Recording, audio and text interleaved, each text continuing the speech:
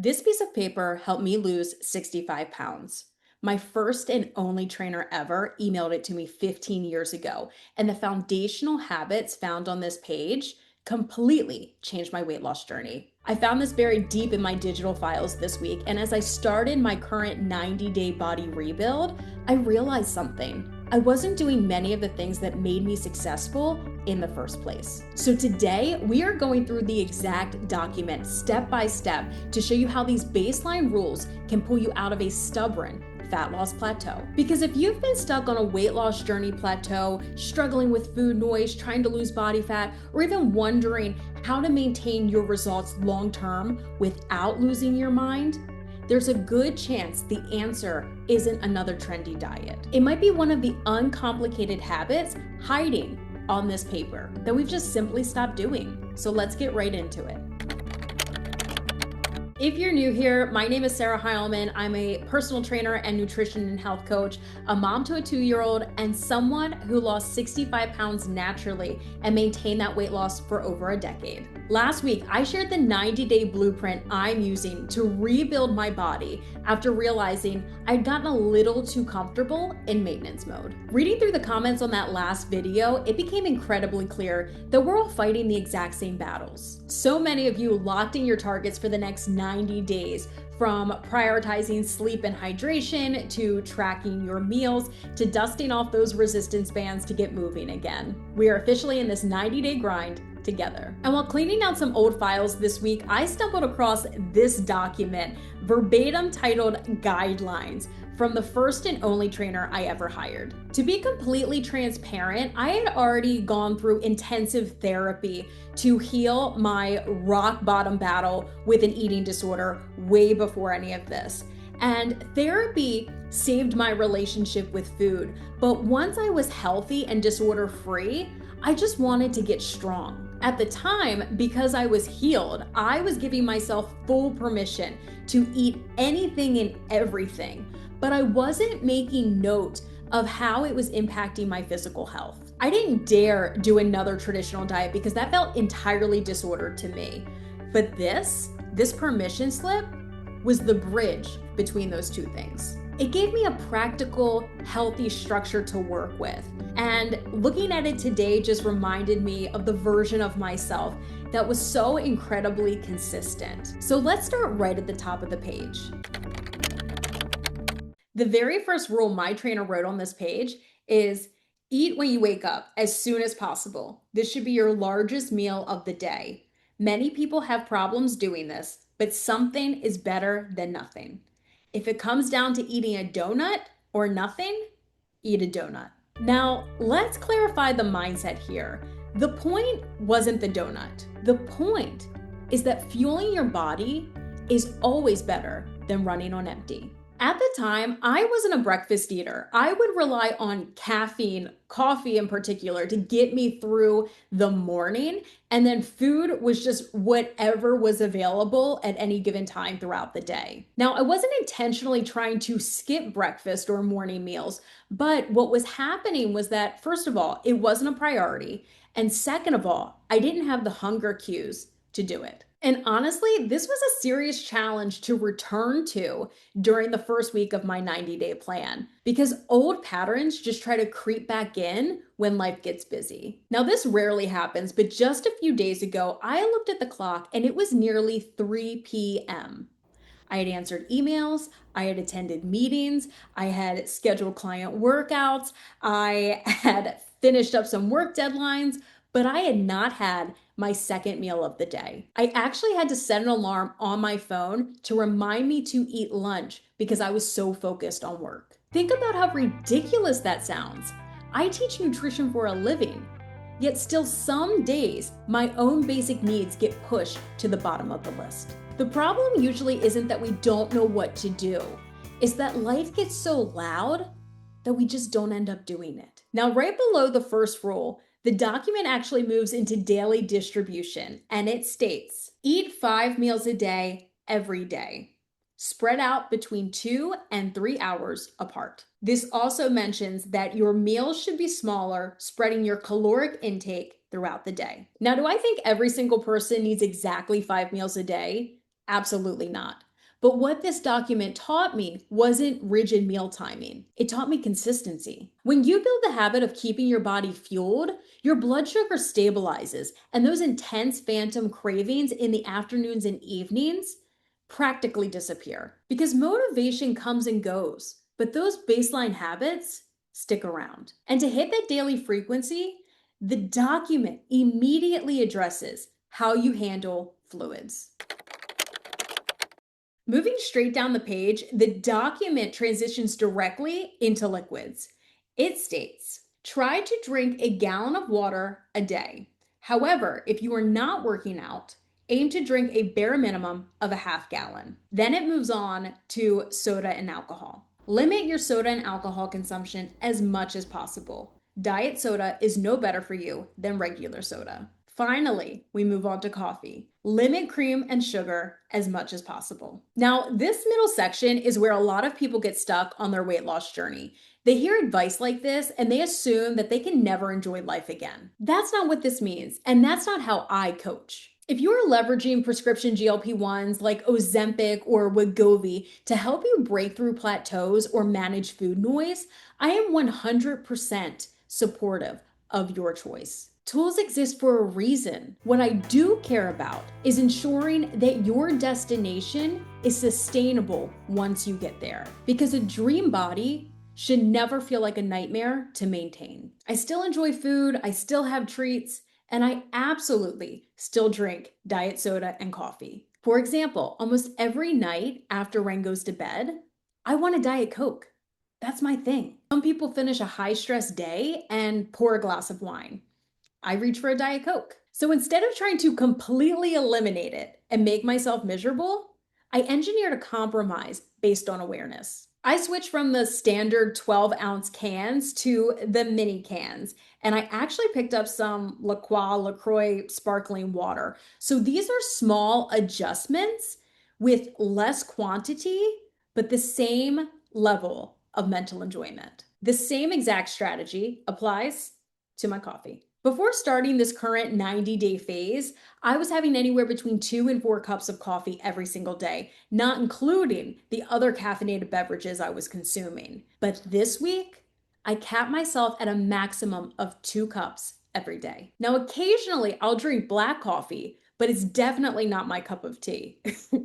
No pun intended. I use cream and sugar in my coffee, and it totals to about 80 calories every single day, but it is a ritual that I thoroughly enjoy. Instead of cutting it out, I just manage it with awareness. So I put exactly 2 teaspoons of creamer in my coffee rather than just blindly pouring creamer into it. And I only do that, or only have it, right after I'm done drinking a bottle of water. It's just to keep things balanced. Now, full disclosure, there was one day where I had 3 cups of coffee, but considering I was up until 3 a.m., due to work demands and just working throughout the night, meaning that I got half the recommended amount of sleep, I think we'll survive. The lesson isn't perfection. It's becoming aware of the little things before they quietly multiply.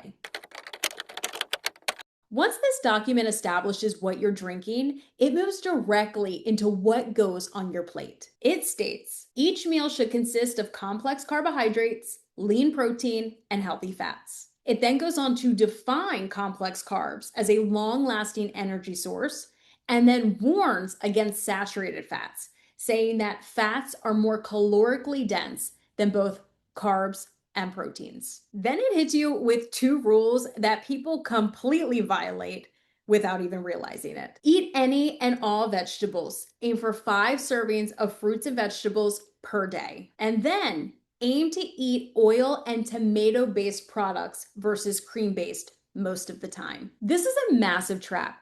People will cook a beautiful, nutrient-dense, lean meal and then quietly drown it in like 200 to 400 calories worth of a heavy cream-based dressing like ranch. 2 tablespoons of a heavy dressing can easily equal the amount of energy of 2 full apples or 6 ounces of a lean protein, which would actually fill you up from a volume standpoint. I remember eating at Outback Steakhouse years ago, pulling out this exact mindset. Instead of defaulting to the heavy ranch dressing that I would normally get, I actually tested out all of the vinaigrette dressings and landed on one that I absolutely loved. Then there are other times, like I'm eating at Chipotle and getting a bowl. I'm not gonna say don't give me guac because it's high in fat. I'm gonna say put the guac on the side, please.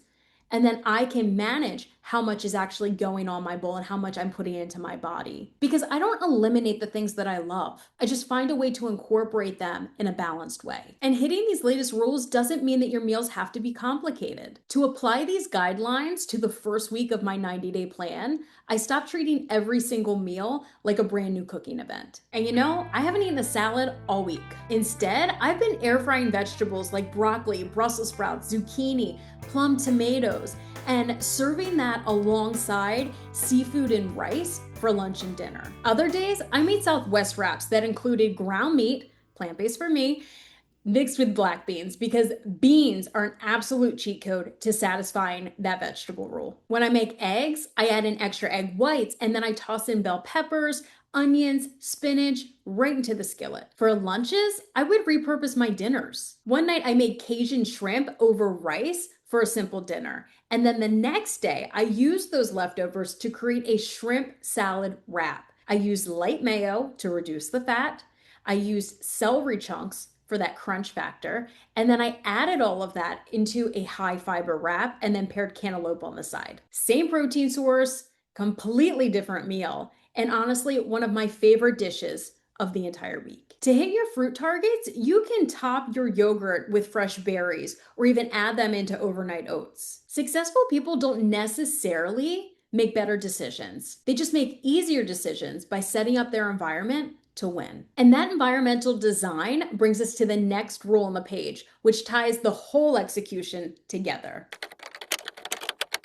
The next rule is packing ahead of time will help substantially in keeping food available for you. When I started to lose weight, I thought that success came from raw discipline. Today, I know that success comes from preparation and execution. Having healthy food in your fridge doesn't help if you never eat it. Having a workout on your calendar doesn't help if you never do it. The magic isn't in the plan. The magic is in the follow through. And that applies to your movement just as much as your nutrition. This week, one of my main strength workouts got pushed entirely because of heavy work deadlines. And honestly, years ago, that would completely derail me. I'd miss Monday, then Tuesday, and then suddenly the whole week would be gone because I didn't have perfect conditions. And that's actually one of the main reasons I created the Out of Routine Workout Guide. Not because everyone needs another hyper complicated workout plan, but because life isn't always ideal. Sometimes you're traveling, sometimes you're exhausted, and sometimes your schedule just completely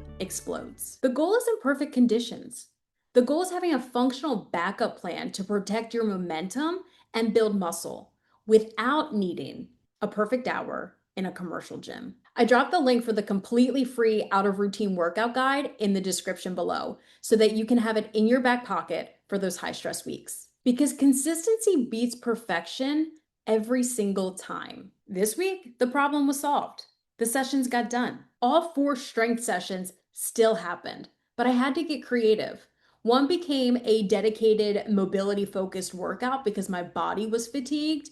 And another, I crushed my chest, my back muscles, like everything was sore in the best possible way. And that exact shift from perfectionism to consistency leads to the absolute most important rule on this document.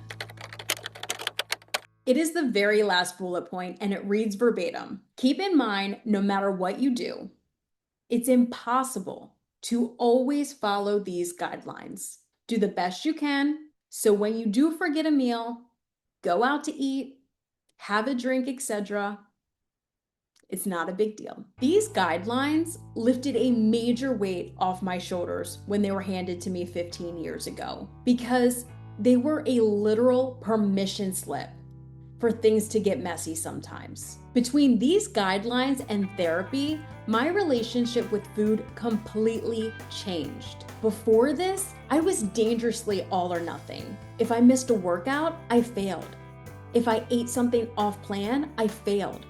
If I wasn't perfect, I failed. But sustainable weight loss doesn't work that way. If you miss a step, you don't panic. You simply reset at the very next opportunity. Take that night where I was up until 3 a.m. working on a project deadline. Around 2 a.m., sitting at my computer, I suddenly felt this intense wave of hunger hit me. Years ago, I would have immediately reacted to that and walked into the kitchen and grabbed a snack on pure impulse. But after maintaining a 65-pound weight loss for over a decade, I checked the actual data. I had already exceeded my protein goals for the day, my calories were completely dialed in. I wasn't underfed, I was just exhausted. And that's a massive lesson. Sometimes what your brain interprets as hunger is actually just exhaustion wearing a disguise. A few days later, I hit a similar wall in the middle of the afternoon. The old version of me would have grabbed another cup of coffee, or I would have wandered into the kitchen to find something crunchy. Instead, I set a timer and took a 30-minute nap. And honestly, it helped my recovery more than any snack would have. The older I get, the more I realize that health isn't about forcing yourself through every obstacle. Sometimes the healthiest decision is the less impressive one. It's going to bed earlier, it's moving a workout to a different day of the week, it is taking naps. These guidelines didn't change my life because they were a miracle solution. They changed my life because they gave me a realistic lifestyle structure I could actually follow. The real question isn't whether these rules work. I already know they work. The real question is what happens when I consistently apply these rules over the next 83 days of my 90-day plan. If you're on your own weight loss journey, let me know in the comments, which of these baseline habits have you allowed to slip out of your routine? Let's call it out and track it together. And hit that subscribe button because as I was digging through my files this week, I uncovered a secondary framework that I usually reserve for my deep dive clients. And next week, we are stepping away from the physical rules and taking a look at the psychological rules. I am revealing the top mental traps, specifically 10 cognitive distortions that your mind can use to completely hijack your fat loss and trick you into quitting. I'm building out a brand new master framework to teach you how to combat them. So make sure you subscribe because next week is the ultimate perspective shift. Stay strong, stay bold, stay healthy, and I'll see you next time.